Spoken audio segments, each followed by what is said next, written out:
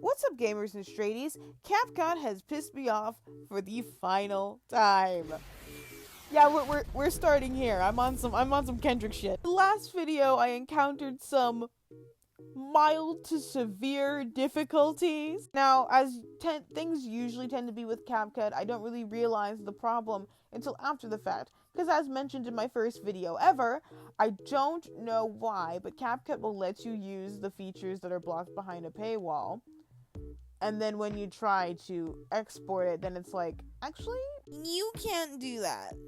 You're gonna have to go, like, find where you did that, and then, like, not do it anymore, which is the most frustrating way to do it. Just be like, oh, sorry, it's blocked. It's still frustrating out of principle, but it's not nearly as irritating.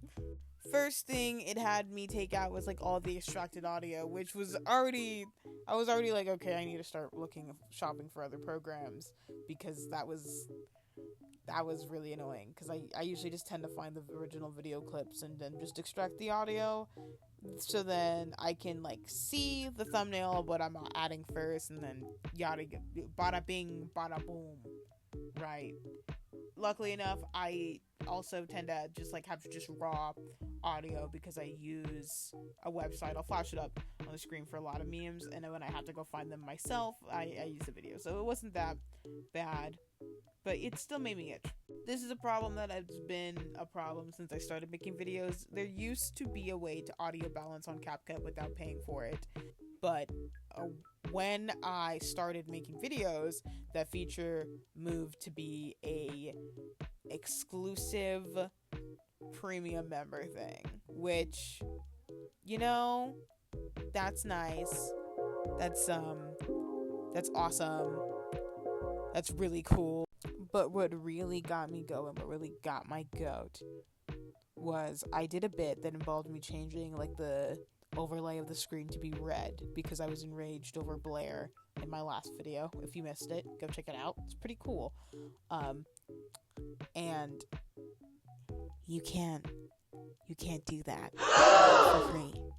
You can't screen, and it wasn't you can't color correct, quote unquote color correct. I was just adding a red overlay. You cannot add it. You can do that on your iPhone. You can literally do that on your iPhone, on any recording device. It's a basic editing feature. It is locked. Colors are locked. You are not allowed to do colors. So yeah, I downloaded DaVinci Resolve, and after giving up nothing short of my last meal that I had in the past 3 hours, seriously, why does no one talk about the amount of personal information the DaVinci Resolve devs ask for a free editing software? Why you on my dick? Get off my dick. Indeed. Don't tell nobody, but you don't really need to like put anything legit. I put none ya business. But yeah, since I was messing around with the new editing software, I decided that whatever video I need to do has to be simple, so I don't spend a lot of time making the video in itself and then like have to like struggle with the editing software because I decided to try a new thing. So I decided to take us way back to 2018 and do a simple 3 marker challenge. I also decided that if this video doesn't come out in April and comes out in early May, that's fine, because futzing around with a new program might take a little longer, especially since this program is significantly more powerful and I'm working with a laptop. So, yeah. Without further ado, let's 3 our markers till they challenge. Behold the general public to my current marker collection. I'm going to close my eye. I think I'm gonna stick with like Copics, just cause I want to use them. Why? This is a chow. That's a 2. Ooh, I grabbed a sketch. Fuck. I'll pick that up later. 3, another chow. You know, I don't know what I was expecting. I ain't mad at it. I'm back with pencil. This is a Tombow monograph. It is my favorite pencil, mechanical pencil. It's the only brand that makes 0.3 mechanical pencils that are actually cute and not just like functional. Because every other time I see 03 mechanical pencils, they're kind of just like blah. They just look like regular ass technical pencils. And that's kind of ghetto and boring. Well, not ghetto.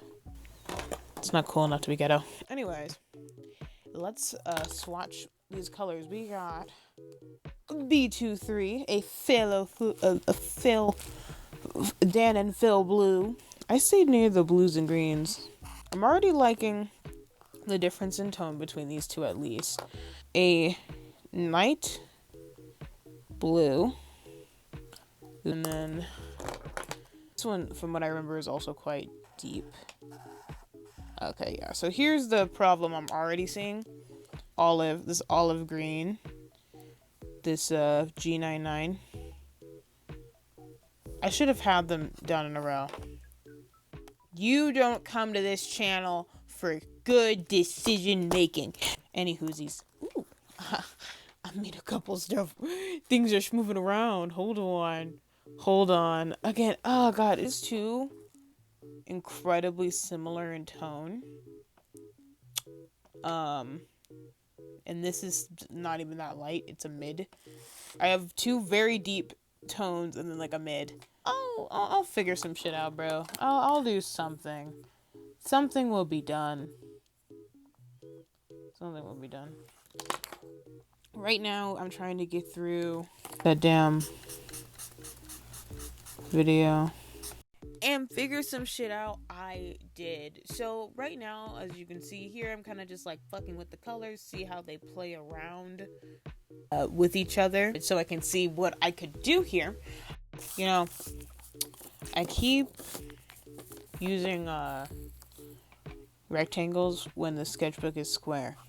And my original idea was something swampy because I got this like very obvious sky blue with like a shadow I can use for like darker tones and the shadows, and this like very deep green. And I still think I could probably do something with that, but it just after a certain point it just wasn't working out. But you know that you never go with your first idea anyways. Especially after I did that little square there in the corner. I realized I could use the navy blue as like the main tone instead of the green, and use the green as the complement, and I think that really helped me realize. And what I realized was that I could make it sapphic. I fell in love with the idea of just these two people just enjoying themselves in like a really open field. My initial thought with it was, you know, as you can see, was like two people just like chillaxing, leaning on a tree, just enjoying it. But then at a certain point, I decided to go with something different. You never go with your first idea or your second idea. Third time tends to be the charm, unless it's not. What I decided to go with instead of like a sitting, chilling scene, I decided to have them frolicking within the fields. Specifically, like one of them being more visibly energetic and the other one looking a little bit more reserved. But you know, they're being taken out of their comfort zone, but not in the like, I'm disregarding your boundaries kind of way. Just more in the, I want you to have a good time here with me because I know this is really what you want, but you can't admit that to yourself yet, and I'm gonna show you that sun and moon type relationship, if that makes any fucking sense. I don't know if I ever make sense, actually. I just do me.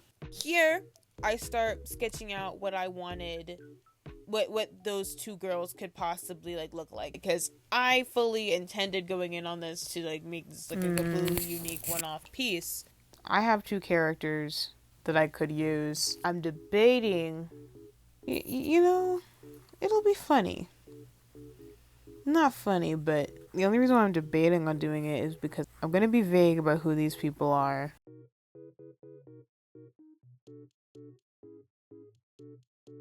I found it. Yes. I thought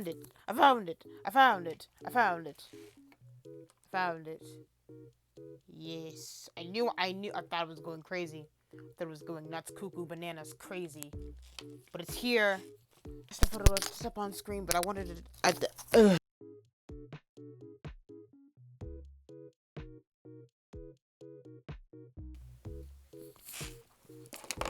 My favorite running gag, food, Quentin reviews enjoyers. If you're in this audience, have y'all like bothered to try to get through the Beverly Hillbillies one? Cause I did the first time, and I finished it right before it got taken down, like within hours. And I'm re-watching it now out of principle, and there's 4 extra hours, and I want to see where that content comes from. But my favorite running gag is the one where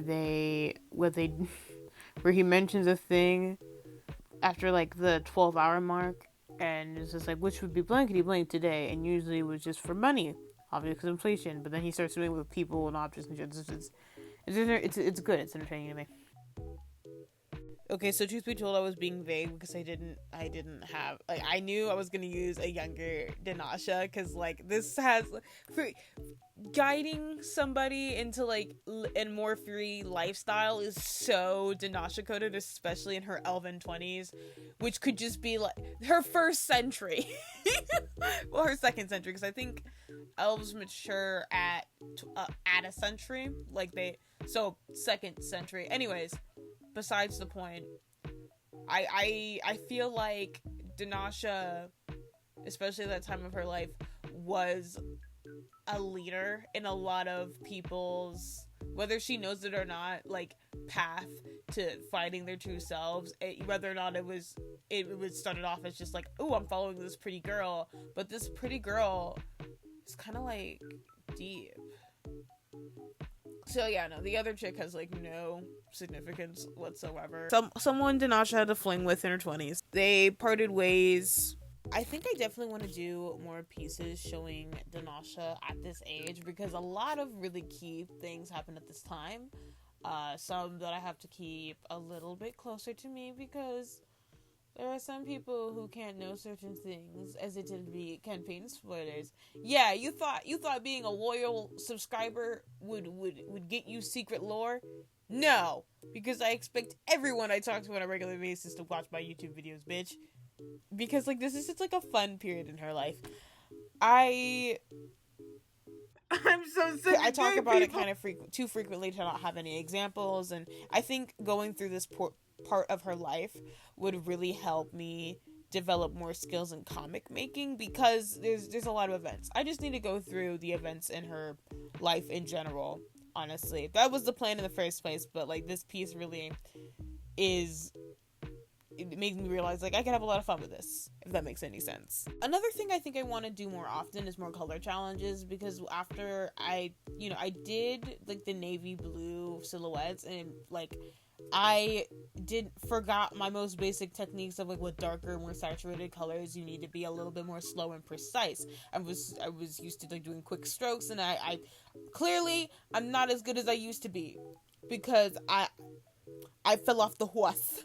Peter, I got off the horse. Had a lot of fun with this challenge, all things considered. It did what it needed to do, and I really like this piece. I ended up adding too much like highlights and shit in the background. I ended up like fixing it in Procreate, because I am too lazy to relearn Photoshop, and I don't think they have like the GIMP app on the tablet, so I did the most ghetto photoshopping ever, but you know what, it looks pretty okay. Also, if anyone has any advice for like photo taking and editing like traditional pieces, because I would like to start offering my traditional work as commissions. Obviously not sending people stuff, because one, marker stuff is not light fast. It is not light fast. So I wouldn't be able to send original copies even if I wanted to, which I wouldn't. It'd be prints. But also, I just want to keep my things, but I also want people to have like the best versions of the pieces they ask for. I know some people do traditional commissions, but just let me know. Also, my commissions are open and you should buy them. I didn't like do a whole segment this time because it was supposed to be like a more chill vibe, but like since you're like here, you clearly like my work and you see what I'm capable of. Blink, blink, blink, blink. Like, give me your. Let's exchange some goods and services. You know, I'm not making shit at my day job. Please, for the love of God.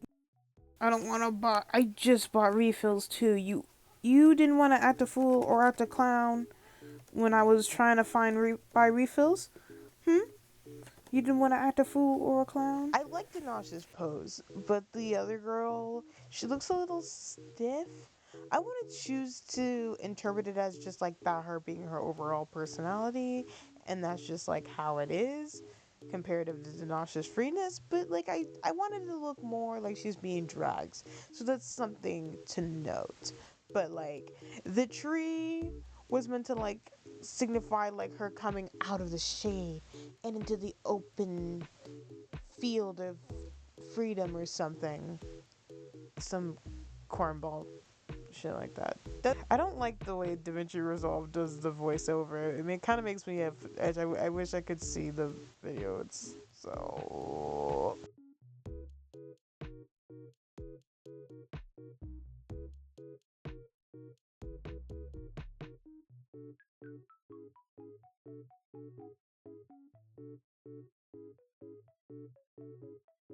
Overall, I do think I really do like how this came out. I definitely need to do more of these. Maybe I can get some more intense colors next time because I was hoping for something like a little bit more out of pocket, a little bit more strange, or at the very least a little bit more vibrant. Because this is still like a color scheme I definitely use, honestly. Comment down below if you'd let Dinasha whisk you away to her wild whims. And remember, I'm king and you're not. I'll see you when I see you.